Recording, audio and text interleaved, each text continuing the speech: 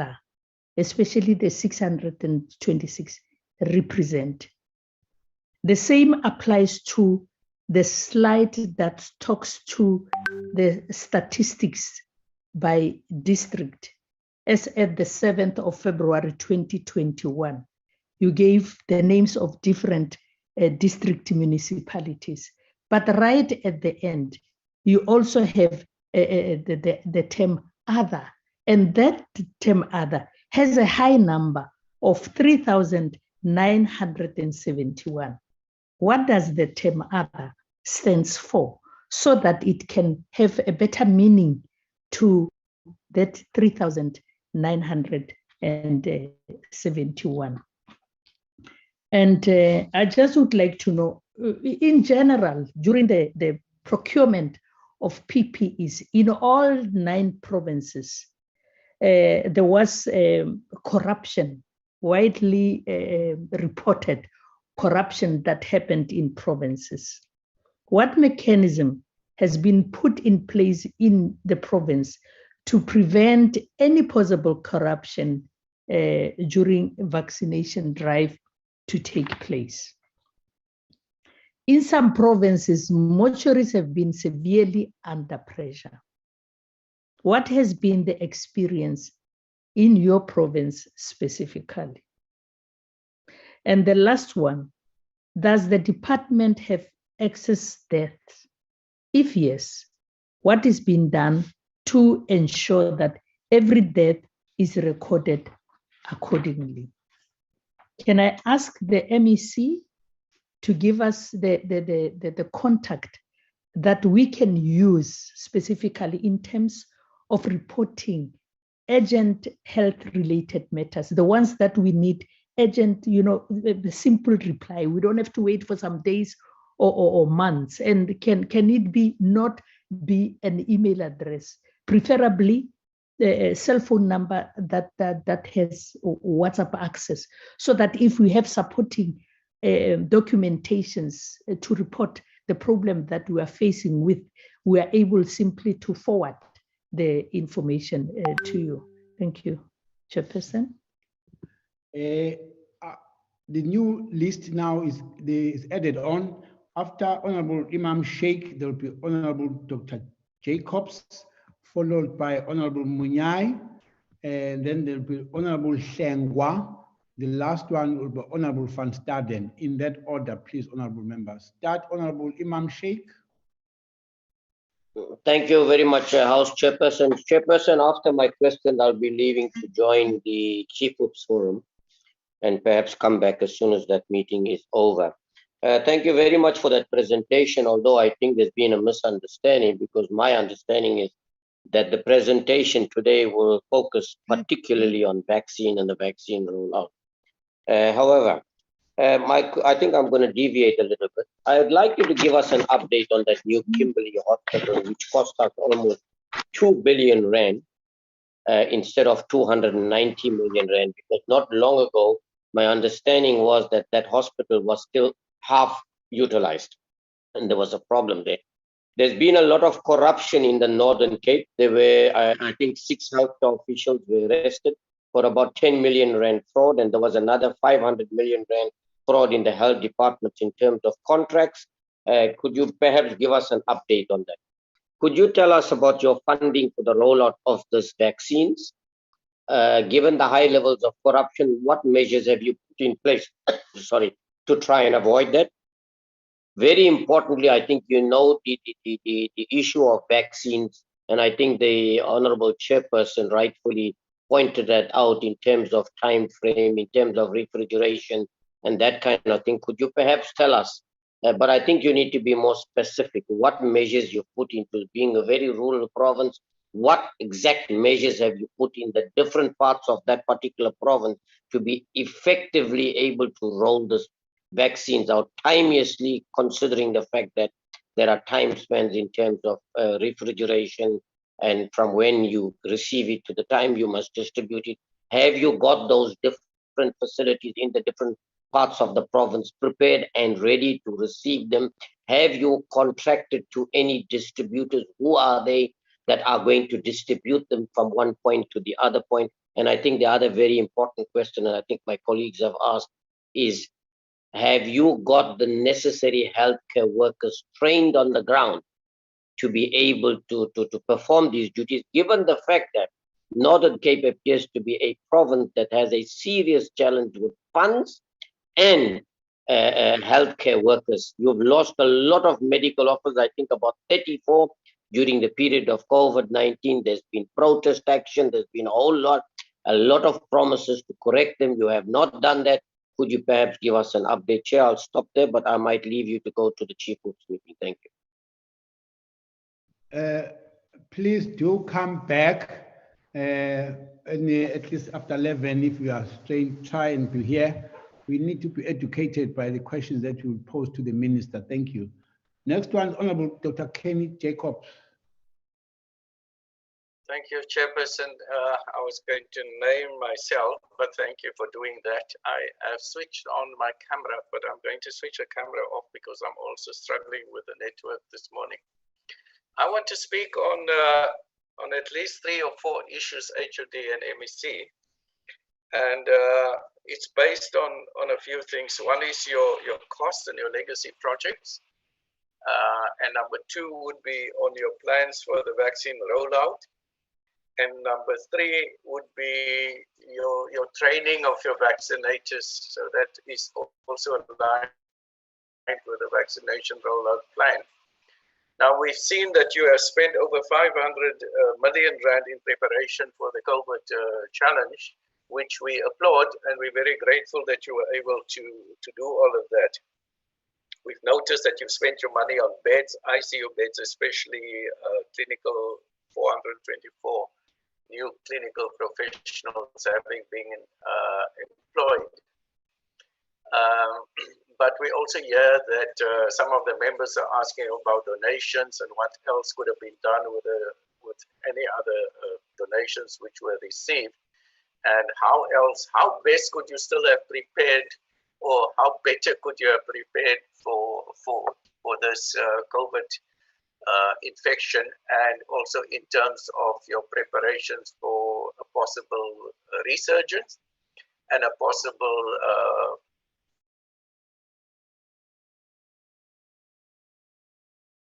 third wave of the. So in terms of that, which of those spendings that you've had would be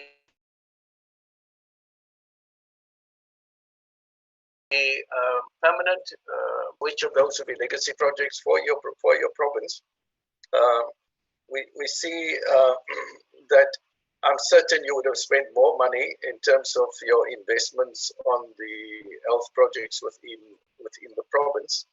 So which additional budget that you possibly receive from Treasury, and did you receive any money to recruit more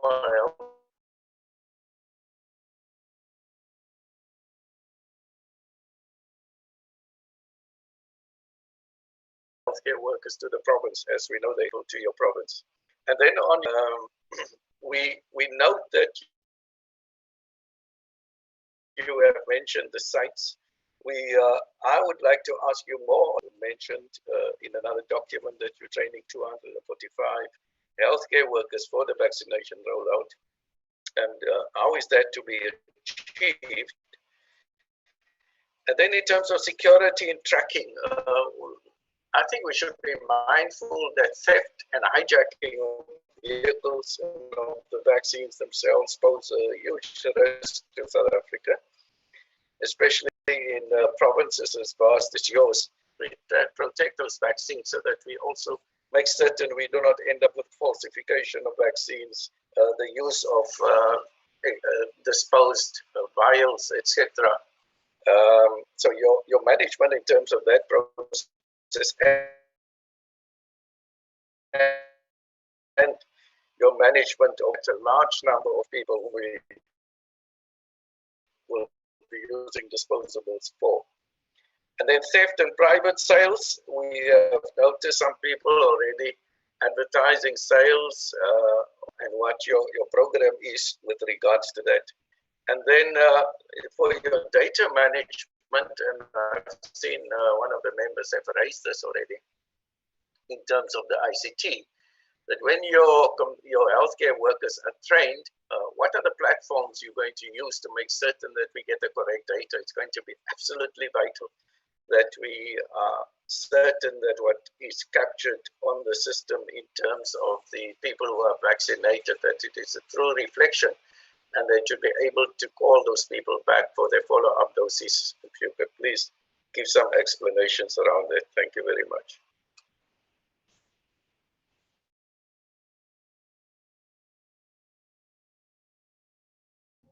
Okay, thanks, Honorable Dr. Jacobs. Honorable Munyai.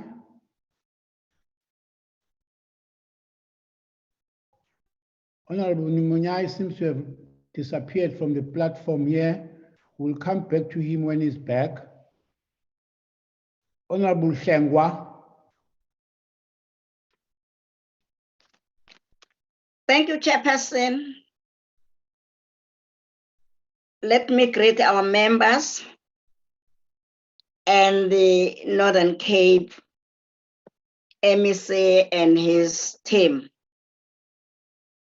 First of all, let me welcome the report that Northern Cape gave us. But I have some few questions and some few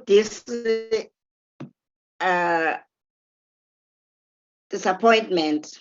One is that I didn't hear something talk about awareness of this vaccine, preparing people to go willing to preparing people to do something it is right, because there isn't enough awareness.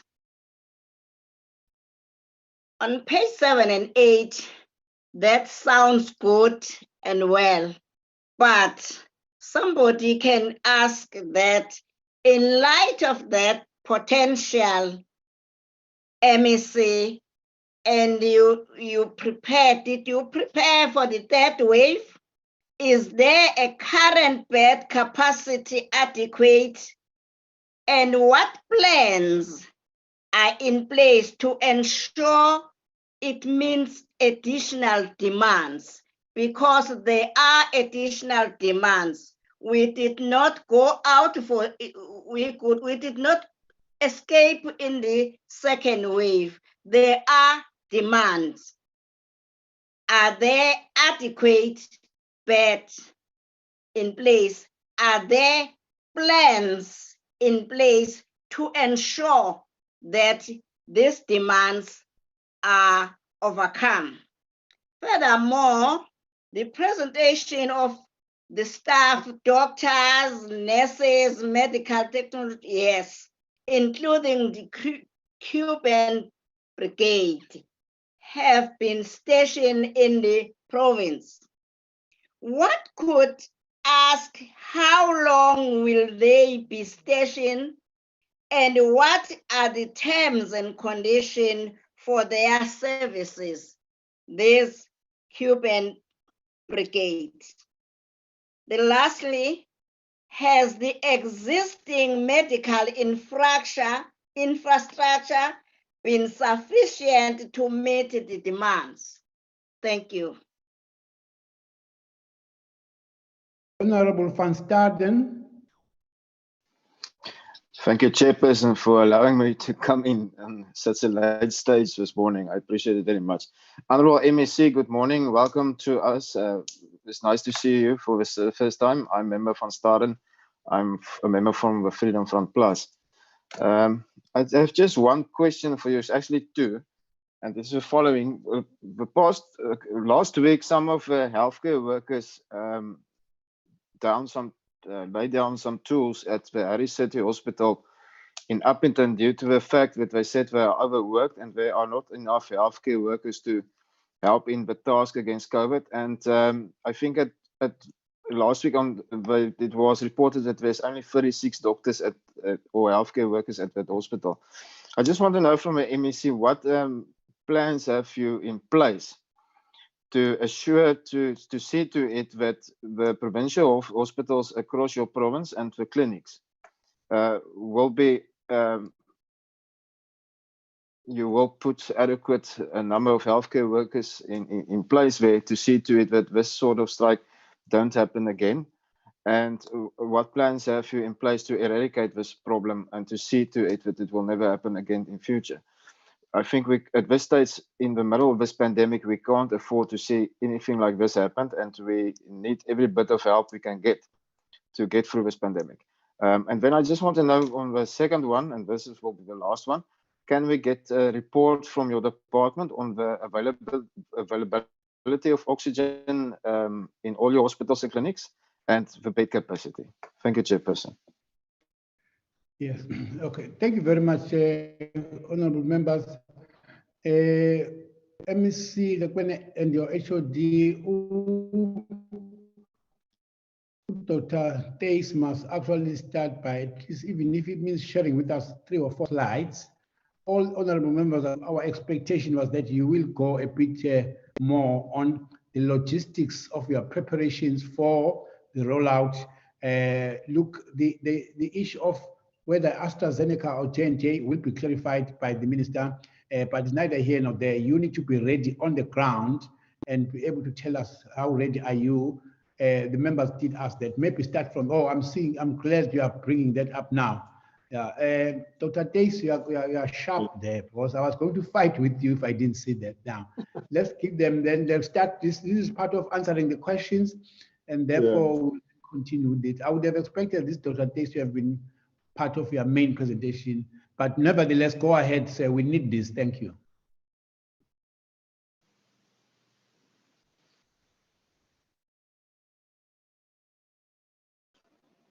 Chair, my apologies, sincere apologies, Chair. We are always combat ready, but I think there was a bit of a misunderstanding, Chair, and also to take the Honourable Committee in full confidence, we will just go through this presentation on our plan. We just have a bit of technical glitches, Chair, because the slide don't want to roll, but we will sure do. Next one. If you put it on slideshow, will it not help you? Put it on slideshow. We are trying everything, Chair. I don't know why this thing is freezing now. Click on the cells itself. Because it's not even showing on our side. It's showing on the screen, but not on. Oh, you're going to have to close it. Yeah. Chair, can you, 1 minute, can we so far continue with the questions, Chair? Are we allowed? Just not to waste time. Yeah, continue, either yourself or the MEC, continue the questions while your IT people are sorting out that issue. Thank you very much. Over to you, MEC. No, thank you very much, the Chair of the Portfolio Committee, Dr. Dlomo. In fact, we must just start by apologizing upfront. I think the observation was quite correct and also fair. Our presentation did not have anything on the provincial vaccine rollout plan. It looks like it's ready. Are you ready, Dr. Dace? Maybe before starting, maybe we can just finish everything. Yes, MEC, no, we got it right now. Through you, Chair, can we give over to them? Through you, Chair, Dr. Dlomo? Yes, Honorable MEC, let's revert back to the initial plan. Let them present the slides there, so we'll take it from there. Thank you. Thank you, Honorable Chair. Thank you, Honorable Members. Thanks, MEC. This is going to be in a phased approach. As we know, Chairperson, the different hospitals must set up their own schedules at their wards. Phase 1A is the one on our own hospital based staff, the doctors and nurses, the pharmacists, and so forth. And then phase 1B is everyone under the roof. Category 2 is those in direct contact with known or suspected COVID-19 patients. 3 is those with patients who are not known or suspected. And then category 4, those not in contact with the patient. Next slide. Chair, we also, and this will answer a few questions that was raised on the ICT things. We have the Evds system. The Evds is actually a data needed for monitoring vaccine uptake and coverage, prioritization, and planning. The Evds must support collection and provision of the following: patient information, the health establishment, and this is go also with the pharmacy registration of where the vaccine will be stored, the vaccine administered, and safety information. Next slide. The functionality also requires pre-registration of all our healthcare workers in phase 1, other recipients during phase 2 in order to receive the vaccination appointment. Now, Chair, all our preparations throughout the country is for now based on phase 1. Phase 2 into phase 3 is still under, it's work in progress. We only have for certain the preparation wrapped up for phase 1 for healthcare workers. We're still having discussions with the national office daily from phase 2 into phase 3. Next slide. The basic requirements, Chair, is as it that is a bit of intense ICT admin, Chair, but suffice to say that the Evds system provides us with the framework of how we're going to register our own healthcare workers. Next slide. And this information also, just the graphic way of how the information is collated to final delivery into the deltoid muscles of our own staff. Chair. Next. And this is also just a flow diagram of how the login should happen and the registration. So I won't bore too much with the background information, Chairperson. Slide. Slide. Chair, the question came up to say, are we ready with the, and do we have enough budget to roll out the process? What is important, Chair, we have received, in addition of about 11 desktop computers, and also we've received the handheld scanners, and those were delivered this past Monday from the national office. We also are waiting additional routers. We also are waiting a whole bunch of more equipment. The Northern Cape is unique, Chair, that in some areas, connectivity still remains a problem for us. So we are not riding blind into the fact that we may have to custom made for our own needs within the province, purely because of the connectivity issues that we have. A question came up to say, but in the far-flung areas, and I will make an example of areas in the Ruchtensveld. In those kind of settings, we then, with the buckies that we procured, and also the WHO accredited cooler boxes, vaccine cooler boxes, to go out in the community, and I'm talking here phase 3, on a daily basis with the teams that we have put together. These are teams, 80 teams, 80, consisting of data capturers, nurses, doctors, and the like, that will carry the vaccines with these boxes into these far-flung off areas, because we cannot be able to put everybody on register and make it work for our own conditions. Next slide. And these are just the equipment that some of them we have already received, some we are in procuring ourselves in the province. Due to limited availability, Chair, certain HCW hospitals have been identified. It is important to know not all HCWs at hospitals will be vaccinated due to other conditions or comorbidities that doesn't go with the vaccine. Due to direct delivery of BioVac, the 50 bottle crates of 50, and this is the assumption that we had before, Chair. This was prepared before we knew that AstraZeneca will be put on hold. So all our preparations, Chair, is really to do with the AstraZeneca vaccine. Next slide. This is the distribution process. We've sent the vaccine will come to the provincial depots, to public sector hospitals, which in our case will not be the provincial depots, but straight to the hospitals, and also from the source to private sector based facilities, sufficient cold storage facility, and validated packaging are the premium requirements. The distribution and delivery sites, originally, Chair, in the province we had identified 15 sites, which means 15 hospitals, where the stock were to be taken to. However, in the public sector, as per the AstraZeneca vaccine, we had to receive 10,000 doses, and that was going to be dispatched for our own HCW.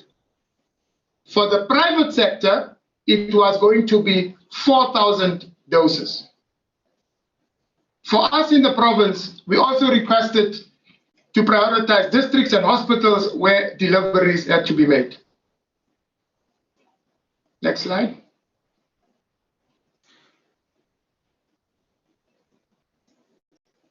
Chair, these are our distribution sites, and to add, the distribution sites are also our vaccination sites.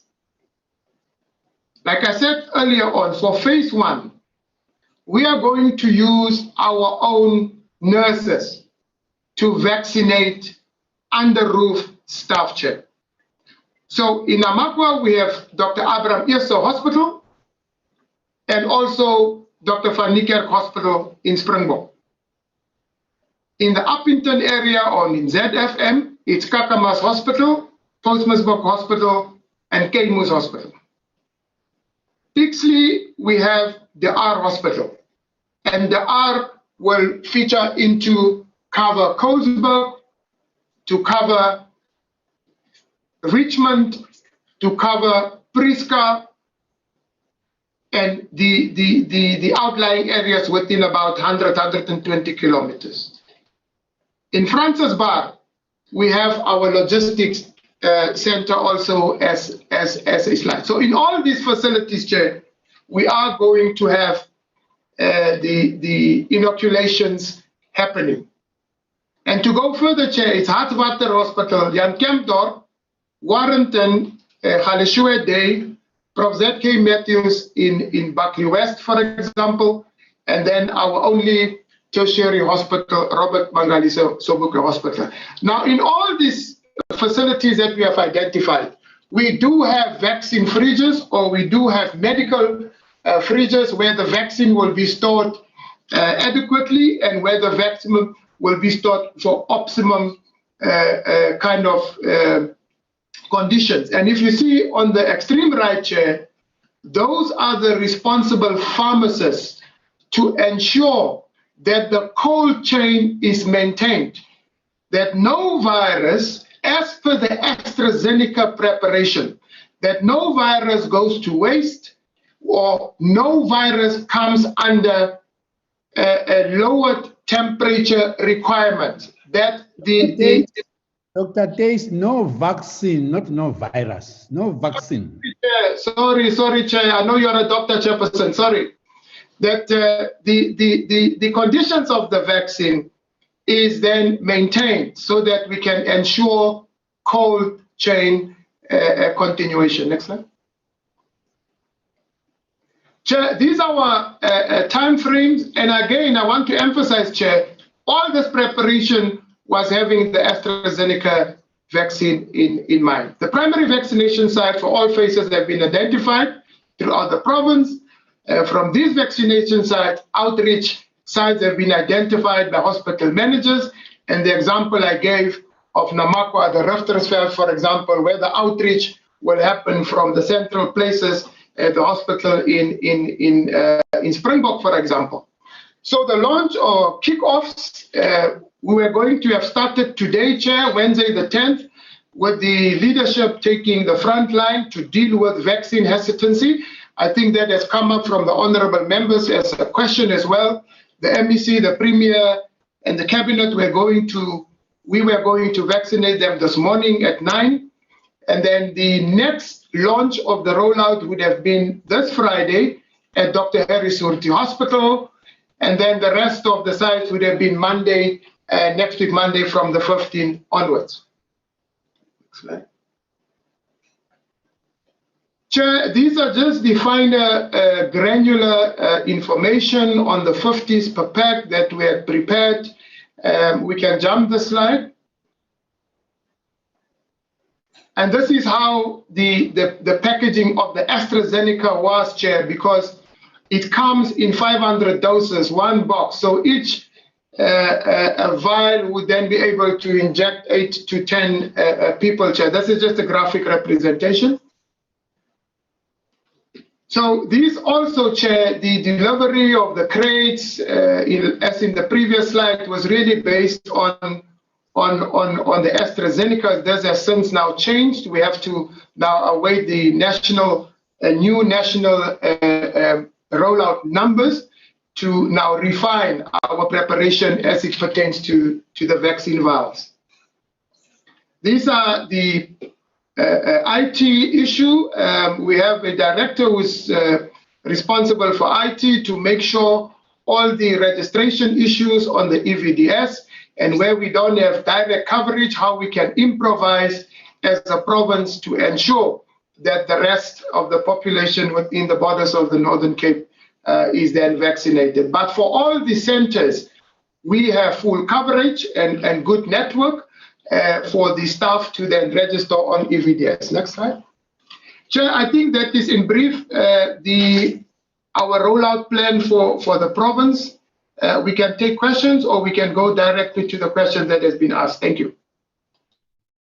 Let's go direct to the questions that have been asked, but we'll also add to us, what's the training like? Who has been trained? How many have been trained? Where are they all over, those who are trained to do the vaccination? Thanks, Honorable MEC. We'll start with you as we had already started. Thank you very much, Honorable Chair of the Portfolio Committee. I must also welcome the questions from honorable members. And I must say it's a string of questions, a barrage of them. I didn't expect so many questions. I thought we'll just have a few questions, Honorable Chair. But it comes with the terrain. Chair, let me just start by, there's some questions which requested clear details around the distribution of ambulances, distribution of our medical personnel, distribution of our medical equipment. Maybe with your permission, Chair, I wanted to request the Chair that we must then be allowed to submit that in writing to you, because we'll have to now tell you exactly the new 65 ambulances where we have deployed them, which I think we'll submit that to you and to the committee. There's a breakdown of the ambulances of the. In fact, we also bought 55 2x4 buggies, given our own peculiarities as a province, big, vast province. So we bought new buggies, 55 of them, which also spread throughout the province to enhance our work, because in some areas we don't have enough transport. Besides your EMS services. But also on our 420 clinicians, we've also employed from December up to now in trying to reinforce our workforce to mitigate the pandemic or the virus. We'll also give you a breakdown of it, how many doctor specialists in their different areas or fields, also even with the nurses as well. Also with the amount we spent of almost 200 million rand on the medical equipment, give you a whole list of the equipment we have bought in terms of even where they've been distributed to and all that. I must make the point, Chair, the only area which we are limping on is on your non-clinical staff, which is your porters, your cleaners, your clerks, to an extent. Would have loved to also employ, because there's a shortage on that. But unfortunately, we don't have the required resources. But also, you know, in the sector, a cleaner or a clerk in the ward is equally important, just as a doctor, because that doctor, if he goes to a surgery or anywhere, he'll have to work in a clean environment. So it's a matter we're giving attention, Chair. We've been engaging our provincial treasury to look into the matter. Let me start with Honorable Gela on the donations received from the stakeholders, from other stakeholders. Yes, indeed, as a mining province, we have received more than 100 million rands worth of equipment, not cash, from different mining houses. Others even have built us a 30-bed facility in a joint Heights district. There's a Kuruman area to help us to increase our bed capacity for any eventuality with a full oxygenated beds and an oxygen bank as well, for an eventuality for a particular area. But also give us some good sponsors on ventilators, a number of renewable energy companies, also others give us cash to different districts where they're operating from, which all of them were really heartily welcomed, and most of them we had formal occasions to really receive and welcome to those donations. So I can report to the portfolio committee that as a province we had some cooperation from the private sector, Honorable Chair, in trying to assess to fight the coronavirus. On the oxygen, Chair, I know it has been very central, especially with the second wave. You know that it's an RT contract. There's only one company which is providing or giving a service of oxygen in the province, Afrox. So Afrox is providing for all provinces. So you know that before Northern Cape could reach its second wave, Western Cape were suffering already, like they were deep in their second wave. And also, Chair, Northern Cape is always the last province in terms of experiencing waves. And ours, even the first wave was the last and the longest. So when most provinces entered into their second wave, we were just finishing we're just ending our first wave. So what impacted Northern Cape? The Afrox was focusing in Western Cape. The Western Cape was overwhelmed. That's why at some point, even Namakwa, which is just some kilometers, which is sharing borders with Western Cape, suffered or some experiences with oxygen. But as soon as destabilized Western Cape, Namakwa district was sorted out. I can report to the commission, to the committee, that for now, in the province, we don't have any challenge of any shortage of oxygen, unless there will be isolated cases in a particular area. Like the one Honorable Sokacha raised, that there were a family, a wife and husband, the one maybe like demised, and there were some problems. I will still get the details of that. I'm not aware about that. But in most of our key and all facilities, I can report to the committee that we have enough oxygen. Even just 3 weeks back, we were in the Makwa, where we undertook a visit to that district because it was a potential hotspot. We then went in as a team to have first-side experience and to really reinforce them and give them support. So we can report to you with confidence that we are doing about well there. On the healthcare workers assistance, of course, we all know that it's a very difficult period for our healthcare workers. We have our psychosocial programs. We've also employed extra clinical psychologists to just expand and ensure that we continue to give support to our frontline staff, to give them support, especially to their families as well, because their major worry is not about themselves. It's about their families. So it's work in progress, Honorable Chair. So we are on board. On the budget for staff, you know that most provinces, especially even ourselves, you are right, we're a small province getting a small budget. Our budget, Honorable Chair, in the department annually, it's just less than 6 billion rands. 3.9 billion rands is the equitable share. Your grants constitute just less than 2 billion rands, which give us almost less than 6 billion rands as a department. And 3.3 from that money goes to our salaries. So we don't have enough cash in the department.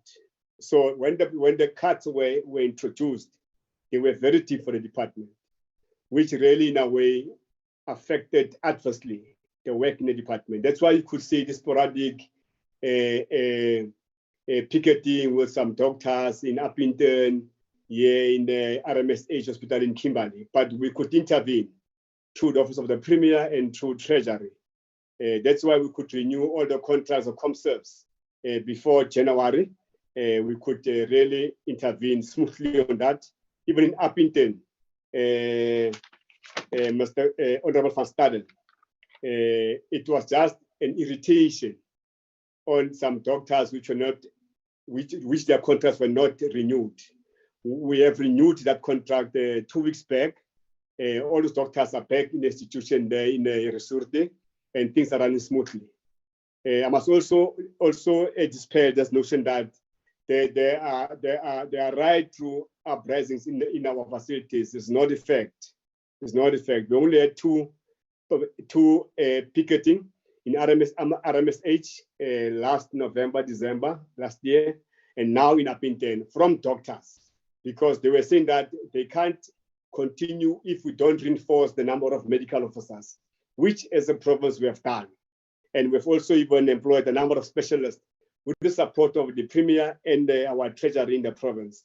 And I can report to you for now, it's not enough, but at least we can swim. We are not drowning in terms of the budget. The cuts were very deep. Our budget was cut with 262 million rand, 262.6 million. Vaccine.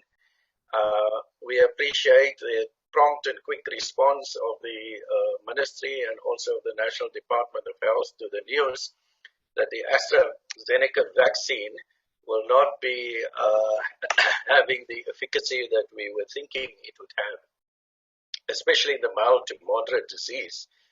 And then for giving us also clarity on the different vaccines which are available to South Africa. We have been reading in the media about the J&J and the Pfizer and the Sputnik V and the Sinopharm vaccine, etc.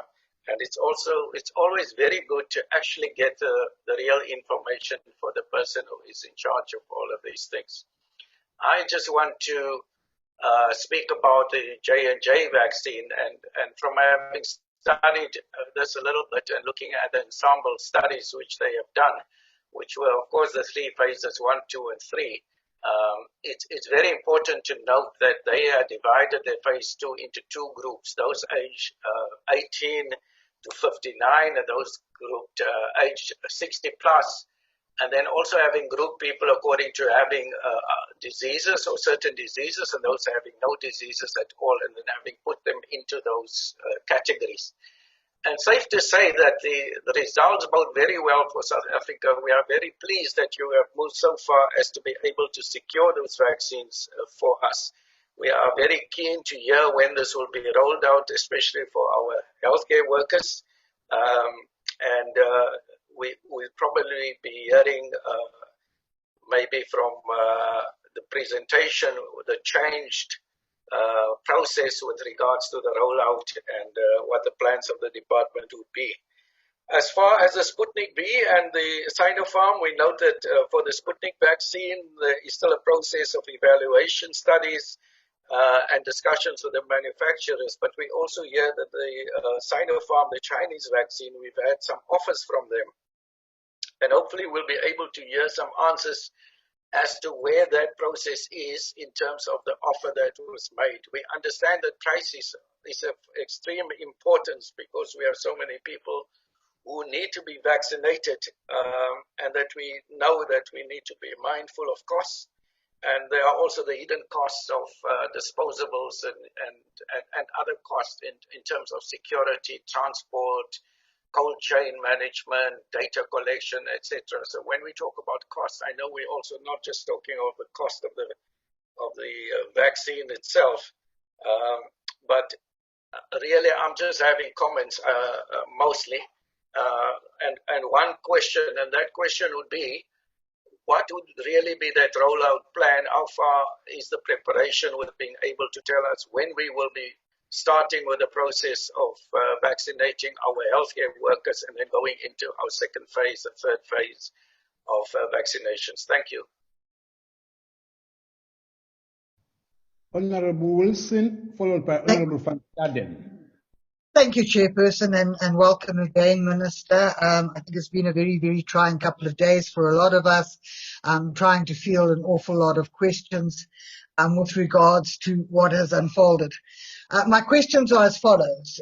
Minister, when did you get this information from Professor Mardi and Associates? Was it before or after our portfolio committee on Friday? You were with us from 1:30 to 4 o'clock on Friday, and at no point was this situation with AstraZeneca raised. And if you received the information beforehand, why were we not taken into your confidence? And you know, if it was before, where was the transparency? That is a concern for me. Second question, Minister. A South African-based company and producer of many pharmaceutical products made application in October last year to the Serum Institute for 50 million doses of vaccines, being AstraZeneca and the J&J. That was 50 million that could have come into this country, that would have been funded both internally and externally, which would have basically helped us almost reach more than half of our numbers that we required for herd immunity. Obviously, they were advised that negotiations could only be undertaken with the South African government because they were going to be the sole suppliers or sole purchasers of these vaccines. Now, this is where concerns are arising, Minister.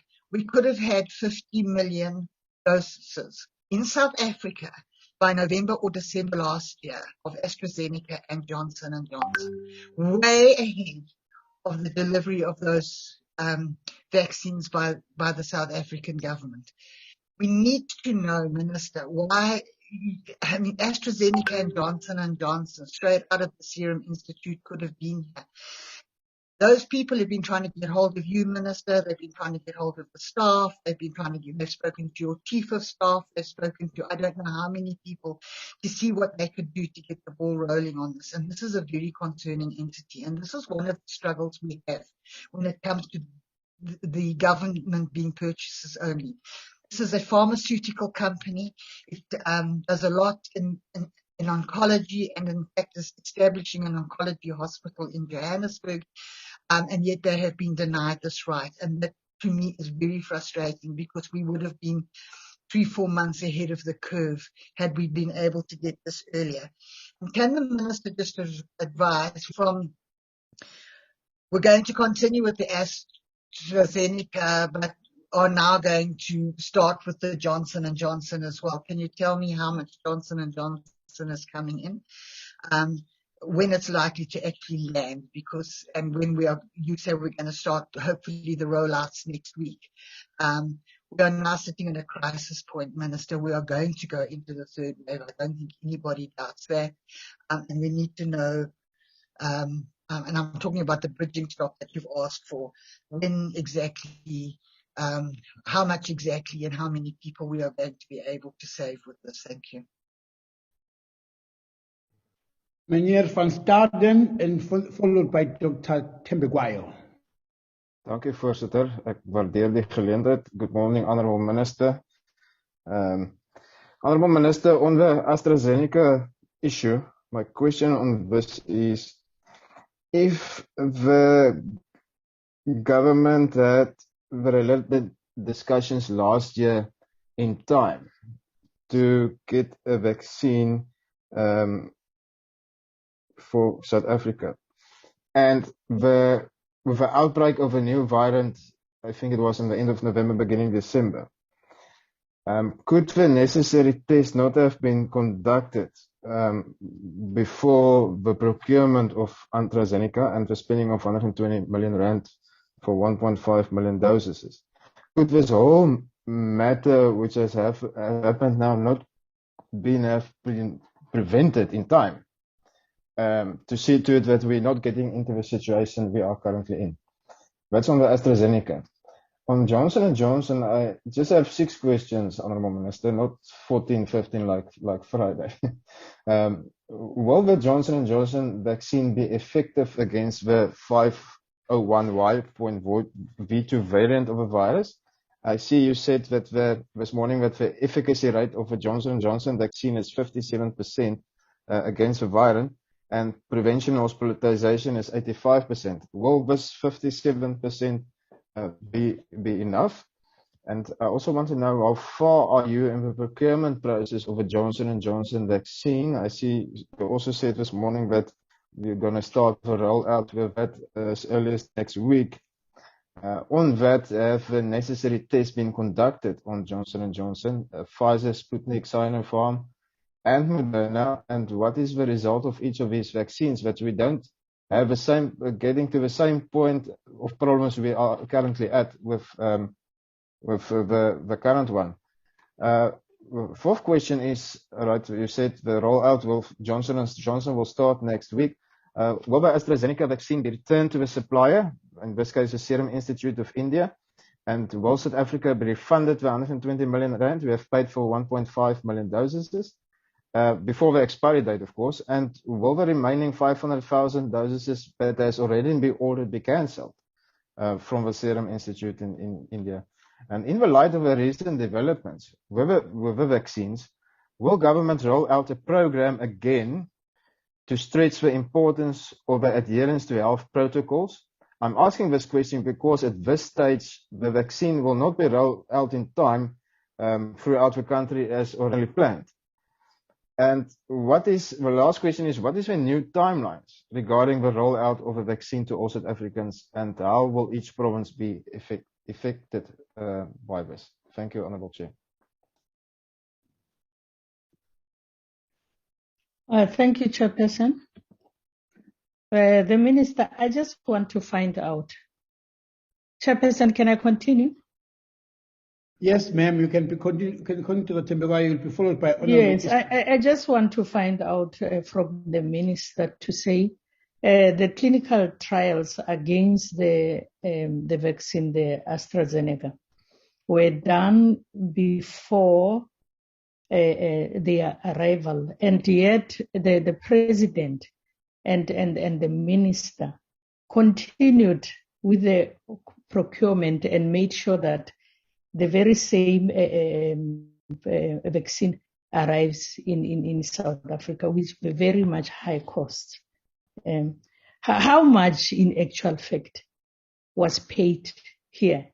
And who is or who are the middlemen or men in this regard?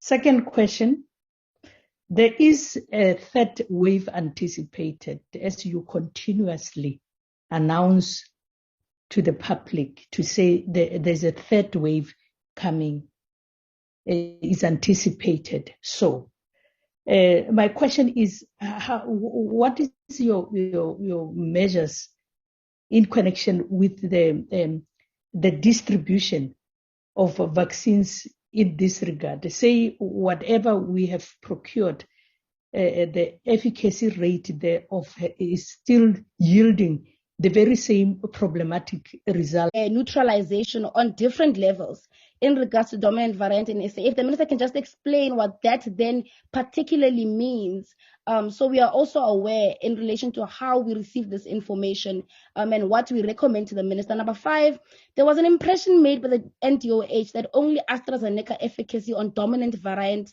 in SA was researched, or findings of the process of research shared with the government. But this is not the case, Minister, as according to BioRxiv website, which is the dominant source, which Prof. Karim also shares his presentation sourced from. Why was detailed information about efficacy of Sinopharm, 2 vaccines from China to be precise, against the variant that's first found in South Africa not shared with the public during presentations by the DOH on AstraZeneca, even when it was made available by the 4th of February 2021? Number 6, which vaccines have been found to not only not have efficacy against the variant first found in South Africa, but also trigger and cause reinfection of the virus? How does that information guide the department in unfolding processes of procuring vaccines from here onwards? Number 7, prices for Pfizer, Moderna, AstraZeneca, and Sinopharm. Can you please share the prices of each of these vaccines? Because it's not really made properly clear for us, because I still have this question. Why did the government not opt to procure Sinopharm? Noting that storage requirements of Sinopharm are the same as AstraZeneca, as per your presentation in the previous week, and also noting that general efficacy of this particular vaccine is higher than AstraZeneca, and that the manufacturer have also reached out to the government. If you can also be let in on the details of the conversations that are happening, if there aren't any conversations happening even after the attempt by this particular manufacturer reaching out to the government, why that is the case. But I'm raising a general interest and an inquiry on Sinopharm in particular, and the relationship of the state in not procuring this particular vaccine, especially noting that it's not mRNA based, and it is a whole dead infection or whatever. The minister knows the particular term for this, but an inactivated vaccine to be precise. And so I'm raising a concern on this particular thing because, firstly, you take away information in regards to the research conducted on Sinopharm and only place details here and there, even though we know the efficacy rate is much higher and the storage requirement is the one that reaches the one as AstraZeneca. But the availability, we do not know if it's available. We do not know the pricings of all these vaccines, and why the minister hasn't considered Sinopharm in particular. Yes, thank you very much. Yeah, the term that Honorable Chira is referring to is a placebo. There's a particular study that missed out commenting on the placebo. But with due respect, Honorable Chira, there was a presentation that was made to us, and it showed different prices of Sinotel, of AstraZeneca, J&J, Moderna, and all that. Maybe they can pull that slide again. We did receive the different prices of these vaccines. Honorable Imam Sheikh. To also interject, I'm asking because Sinopharm, like I said, is not included in numerous presentations on certain details. That is why I'm raising it again, so the minister can make it clear in relation to Sinopharm, as I said at the last part of my questions and comment section. Accepted. Okay, accepted. Honorable Imam Sheikh. Thank you very much. Thank you, Chair, and thank you, Minister, for your presentation. Let me first start off by asking Minister, the AstraZeneca vaccines that we received, my understanding is that the Indian government had nothing to do with this. There's a middleman that we've been dealing with. Could you perhaps take us into your confidence? Who are they and exactly how much we paid for these vaccines?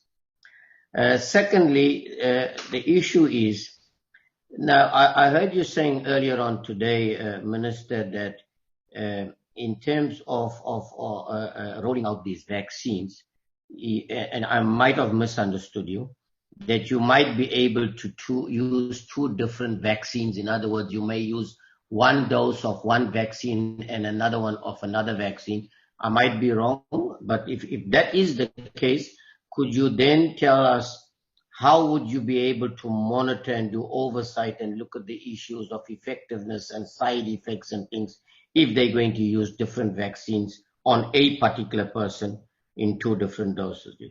Now, the issue of the expiry date, I find it strange, Your Honorable Minister, that 8 days later we find or we hear that, of course, these vaccines are about to expire. So could you tell us what is the manufacturing date of these vaccines and what is the lifespan of it? When is it supposed to expire? For the batch that has come, could you tell us exactly when in April it is actually expiring? Did you know that before? If you knew that before, how did you anticipate dealing with the challenge of time, given the health situation in the country, the ruralness of the country, the fact that there needs to be a 4-week break between one dose and the other dose? Can you tell us how then did we even agree on wanting to purchase this particular vaccine if we know that we might have a problem in terms of distributing it timeously? Then the other issue is that that I wanted to touch on there is this, that there's another 500,000 doses that ought to have come in. What is the position of that? Are we now cancelling that? Or is it still going to be coming? What is the total cost implications of what we've paid for the vaccine to AstraZeneca? And whether we are going to be paying for this other 500 doses if it's coming or not.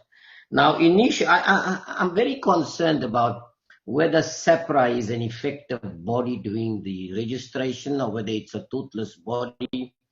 Because, you know, even on this AstraZeneca, the trials that were done in South Africa, and I'm not a health expert, you know, it was done on the first wave. There is no evidence whatsoever it would have worked with the second variant. They went ahead and they given authorization. I've noticed that whenever the national department needs to get SEPRA to just go out there and grant an authorization without any local trials or enough evidence, SEPRA just goes ahead and does that. So I'd like to know exactly what is SEPRA's role in terms of this, because they have actually authorized and approved the importation of this particular vaccines. Now, my concern is that I'm hearing that there might be a third wave, might be a fourth wave. This thing continues to mutate. Now, the vaccines that we are expecting, is there any chance that by then we might be hitting the third wave, or it might mutate further and that it will be a different variant and then it might not work? I hear there's a local distributor saying in South Africa that they have Sputnik from Russia available. Are we considering that? It's some latest thing that I've heard that have come up. Now, the question is on the Johnson & Johnson vaccine. There was a 57% efficacy or rate that they were talking about. And I've asked this question before, why are we considering one with lower effectiveness or efficacy rather than the other? But it perhaps might be because of availability.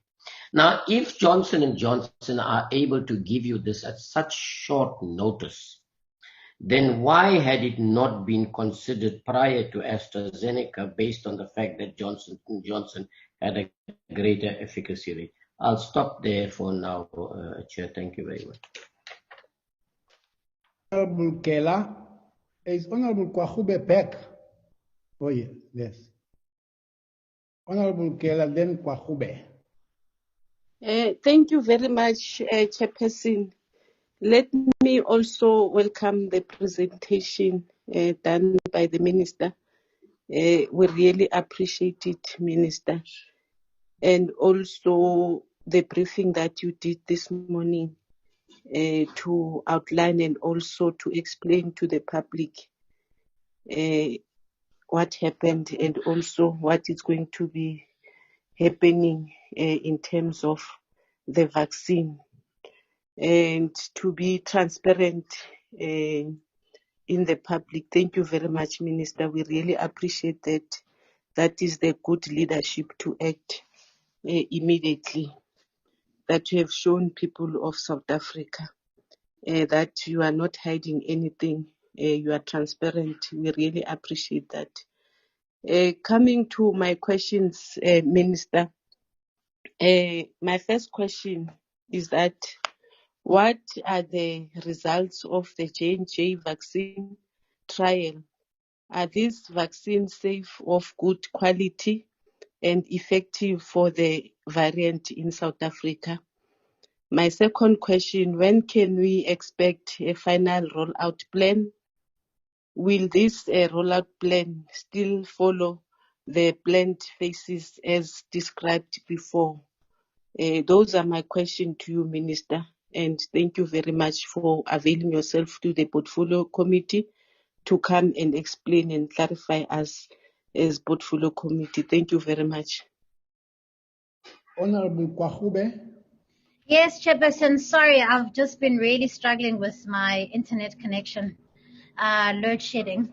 My questions, really, Minister, are the following. I mean, I followed quite closely your announcements that you made this morning, and you were clarifying a lot of the issues that have been going on in the country. So I just want to ask some specifics on my side. How many J&J vaccines are we expecting, and what is the timeline? The reason why I asked that is that, you know, this obviously it's extremely disappointing, the issue around the AstraZeneca vaccine. But I mean, I just want to understand now, where to from now? What are the timelines going forward? What can we expect to see, and when? And then also, what does this mean then for the 40 million target, for the target that we'd set for ourselves to vaccinate 40 million South Africans? Does this mean that we've got to readjust that? What are we looking at, and what does your team say about this specific issue?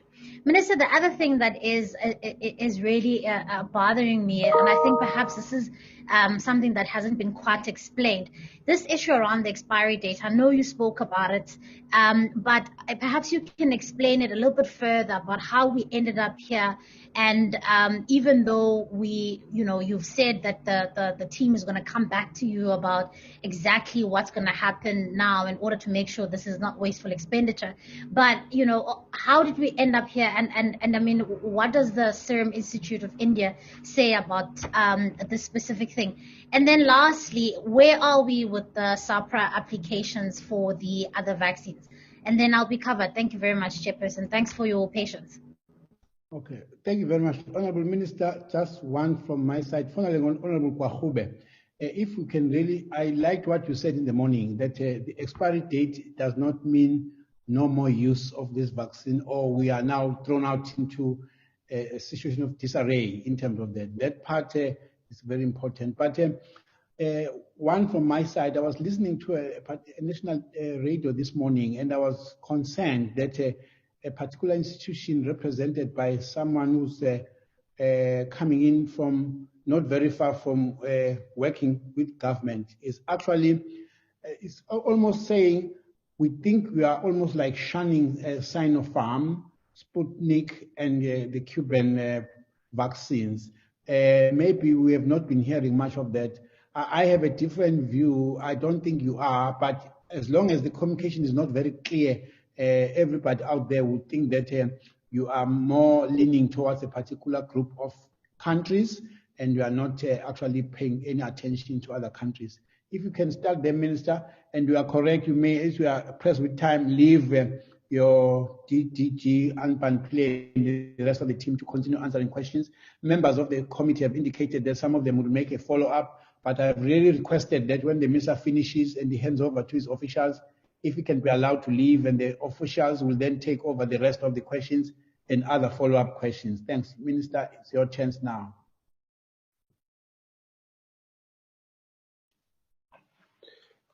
Well, thank you very much, Honorable Chairperson and Honorable Members. May I start with the last question that you posed, and we'll go back to the other questions.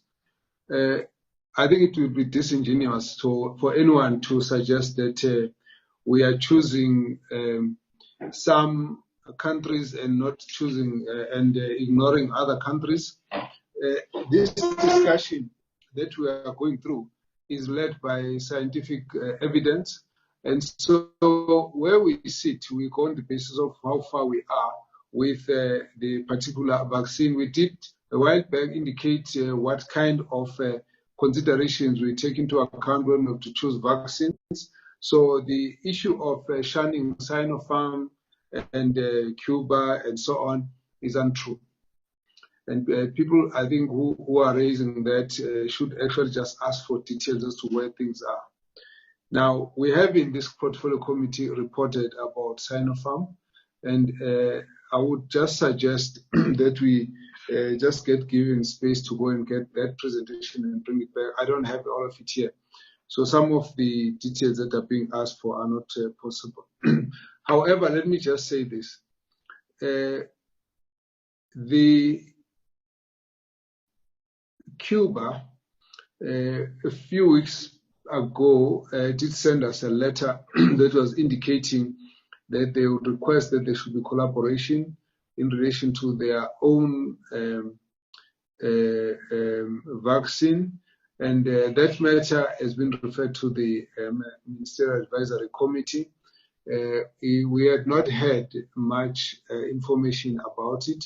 And obviously, as you will notice, most of our information gets gleaned onto the published scientific papers that are available for all the countries.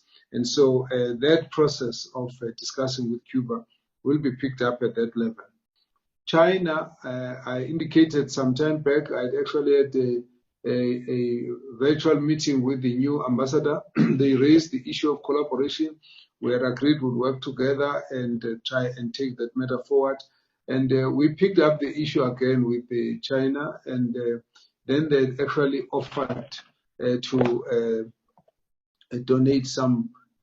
No, they offered to South Africa, not to donate, but to make available to South Africa about 2 million doses of the vaccine.